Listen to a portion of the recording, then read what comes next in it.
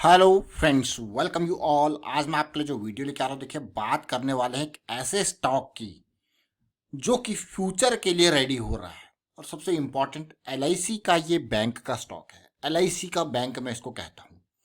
LIC का IPO आने वाला है, सबको ही पता है। और एलआईसी के पास जबरदस्त तरीके से पैसा, देखिए प्रमोटर माल बेचेंगे, सरकार अपनी हिस्सेदारी बेचेगी। और साथ के साथ एलआईसी ने ऑलरेडी इस बैंक को खरीद लिया है, ऑलरेडी खरीद लिया है। और आज की डेट में अगर मैं बात कहूँ तो पब्लिक के पास माल ही नहीं है। माल इन द सेंस शेयर है ही नहीं। ऐसा बहुत कम होता है कि मार्केट में किसी कंपनी के, किसी बैंक के, किसी के भी, देखिए इस तरीके से इतने कम शेयर मार्केट में होते हैं। अब आप कहोगे यार कैसी बात कर रहे हो, तो चलिए देखते हैं, समझने की कोशिश करते हैं स्टॉक को। और आगे बढ़ने से पहले मैं आपको बता दूं, अगर आपने अब तक चैनल को सब्सक्राइब नहीं किया तो जल्दी से सब्सक्राइब कर लें, बेल आइकन को प्रेस कर लें, जिससे आपको नोटिफिकेशन आती रहेगी। और प्राइस एक्शन सीखने के लिए आप ज्वाइन कर सकते हो मेंबरशिप ज्वाइन बटन पर क्लिक करके। अब सीधे आपको स्टॉक की तरफ लेके जाऊंगा। ये जरा देखिए, पब्लिक के पास माल ही नहीं है जो मैंने कहा, उसको ध्यान से देखिए और समझिए मैं क्यों ये बात कह रहा हूँ। ऐसा बहुत कम होता है क्योंकि सेबी की गाइडलाइंस होती है कि एटलीस्ट 75% जो है वो प्रमोटर के पास हो, बाकी सब पब्लिक के पास हो। तो यहाँ पे आप देख रहे हो एलआईसी के पास कितना है, 49% की हिस्सेदारी। सरकार के पास कितनी है, 45% की हिस्सेदारी। और टोटल अगर देखोगे तो ये दोनों मिला के इनके पास कितनी है, 95% की हिस्सेदारी। बाकी की हिस्सेदारी कहाँ गई है? मतलब पब्लिक के पास तो माल ही नहीं है, मात्र 5% शेयर जो है वो बाहर पड़े हुए हैं।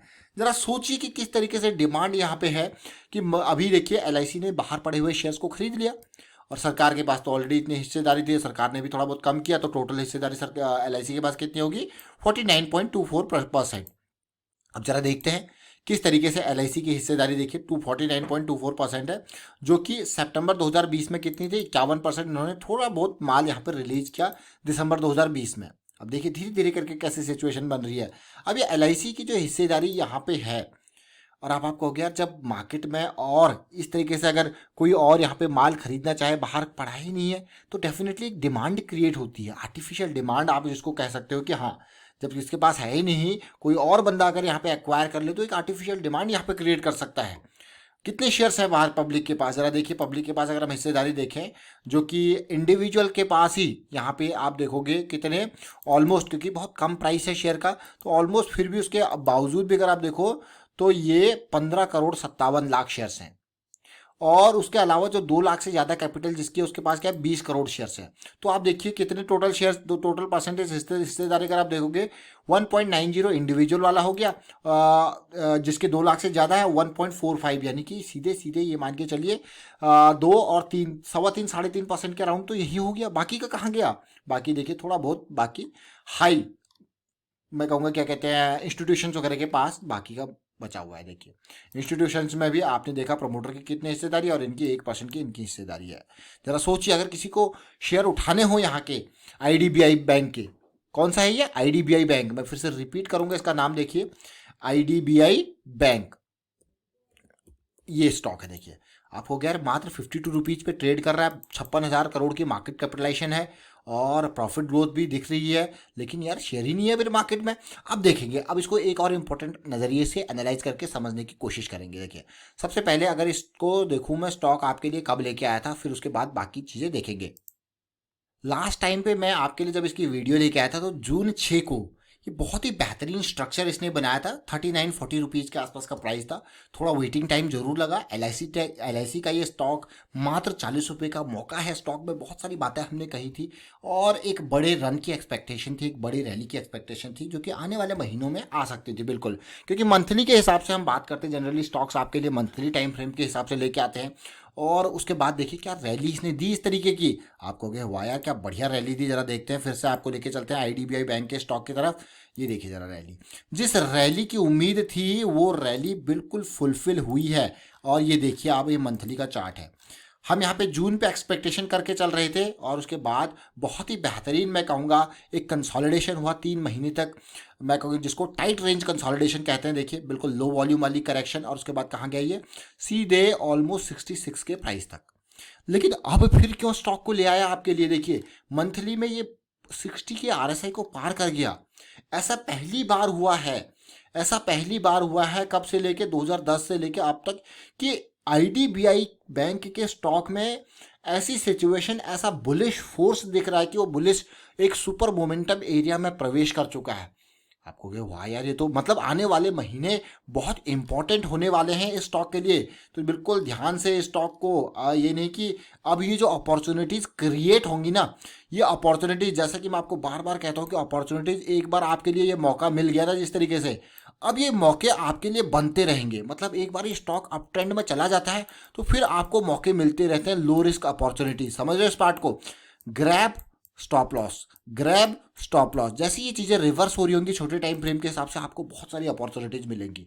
तो आप समझ जरूर के होंगे जो हम यहाँ पे बात करने वाले हैं। देखिए, अब मैं आपको छोटे टाइम फ्रेम पे लेके जाऊंगा और आपको ये स्टॉक दोबारा आपके सामने लाने का कारण पता लगेगा। आपने देखा किस तरीके से जून में जो लो, एक टाइट रेंज कंसोलिडेशन हुई थी, उसके बाद बड़ा धमाका हुआ। लेकिन अगर मैं कहूँ, इस धमाके के साथ साथ एक इम्बैलेंस क्रिएट हुआ। Imbalance, understand the imbalances.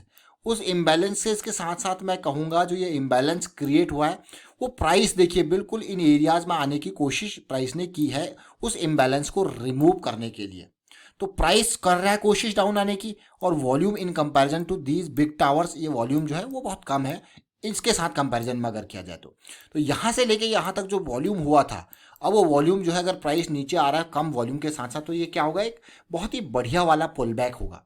तो अब ध्यान देने वाली बात है कि आने वाले टाइम पे हमने क्या देखना है इसमें, रिवर्सल। अब वीकली में ये पुल बैक हो रहा है तो रिवर्सल कहाँ दिखेगा? सिंपल सी बात है, छोटे टाइम फ्रेम हमें दिखाएंगे रिवर्सल।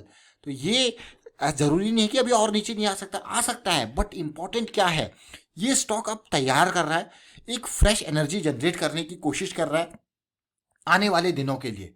समझ जरूर के होंगे कि किस चीज़ की बात हो रही है। आने वाले दिनों के लिए जो फ्रेश एनर्जी जो जनरेट होगी, तो क्या यहाँ पे बड़ा धमाका होगा? बहुत सारे क्वेश्चंस आपके मन में जरूर होंगे, लेकिन मैं आपको यही कहूँगा कि तसल्ली से देखिए और समझने की कोशिश कीजिए इस स्टॉक को।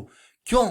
फंडामेंटल लेवल की बात करते हैं, एलआईसी का आईपीओ सर पे है। देखिए, एलआईसी का आईपीओ आने वाला है, और इस लो वॉल्यूम की करेक्शन को आपने देखा लास्ट टाइम पे कितना ज़बरदस्त धमाका हुआ। उसके बाद स्मार्ट मनी के रोल को अगर आप देखोगे तो प्राइस आ रहा है धीरे धीरे। अगर ये प्राइस 200 SMA के ऊपर आ जाता है तब तो बहुत ही बढ़िया बात, भाई मज़े ही कुछ आ रहा है। लेकिन ऐसा मुश्किल ही होगा कि इन रेंजेस में भी आने की कोशिश करेगा ये, लेकिन हाँ, इसके टॉप एरियाज तक आने की कोशिश जरूर कर सकता है। तो आने वाले दिन आईडीबीआई बैंक के लिए बहुत ही इंपॉर्टेंट। मैं यहीं तक नहीं रुकूंगा, छोटे टाइम फ्रेम पे यानी कि डेली टाइम फ्रेम पे जाने की कोशिश करेंगे, समझने की कोशिश करेंगे क्या डेली टाइम फ्रेम पे पिछले रेजिस्टेंस के लेवल पे आ चुका है प्राइस। ये देखिए, ये वो लेवल था। और कभी भी वो देखिए, हमेशा एक रेंज क्रिएट कर लिया कीजिए इसको ना, आप एक स्ट्रॉन्ग, एक स्ट्रिक्ट स्ट्रेट लाइन मान के नहीं, एक रेंज, एक जोन में की बात किया कीजिए। देखिए, अब धीरे धीरे प्राइस इस एरिया में आया, आरएसआई का देखिए सपोर्ट फिर से इस एरिया में अगर यहाँ से वापस जाता है तो बहुत इंपॉर्टेंट होगा यहाँ पे इसको देखना। अब इसको भी, इस करेक्शन को अगर आपने समझना हो तो छोटे टाइम फ्रेम पे जाके पिक्चर फिर आपकी और क्लियर होगी। इस तरीके से सिचुएशन, एक पॉजिटिविटी आपको देखने को मिलेगी। यही नहीं, ये तो एक पार्ट मैंने आपको बताया कि इस तरीके से मिलेगी। इसमें अलग अलग तरीके हो सकते हैं। कई बार बॉटम पे कंसोलिडेशन होता है, इसी एरिया में कंसोलिडेशन होगा और फिर जाके कंसोलिडेशन का ब्रेकआउट होगा, फिर उसके बाद वो छोटे टाइम फ्रेम पे आपको दिखेगा, ना कि डेली या फिर वीकली में। इस तरीके से सिचुएशन बनेगी।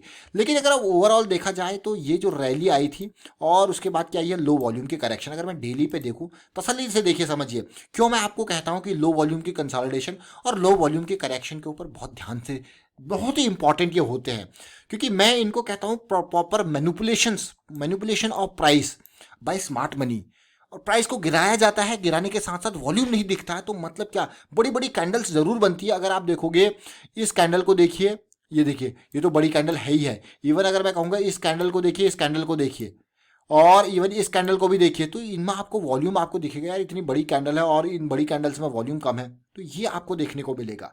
तो इसीलिए देखिए, ये लो वॉल्यूम, ये करेक्शन लो वॉल्यूम, बिल्कुल देखिए, और फिर से ये इतनी बड़ी करेक्शन है जो कि 66 के प्राइस से इसको 52 के प्राइस पे लेके आई है, और वॉल्यूम खत्म है, वॉल्यूम गायब है। तो ध्यान देने वाली बात है कि नहीं है। इससे क्या होता है कि आपको क्या है, एक मैनेज्ड, एक कम रिस्क वाला टाइप मिलता है। देखिए, कम रिस्क, जैसे मान लो यहाँ पे ये वापसी कर रहा है और एक कंफर्मेशन मुझे मिल गया कि हाँ वापसी हो रही है, और मैंने एंट्री करी यहाँ पे बिल्कुल 50 के रिस्क में, और मुझे 55 56 के अराउंड एंट्री मिली। आपको यार वाह क्या एंट्री है। अगर मैं यहाँ पे 1000 शेयर भी खरीदता हूँ तो तब भी मेरा रिस्क 5000 से ज़्यादा नहीं होता है। समझ रहे हो इस पार्ट को?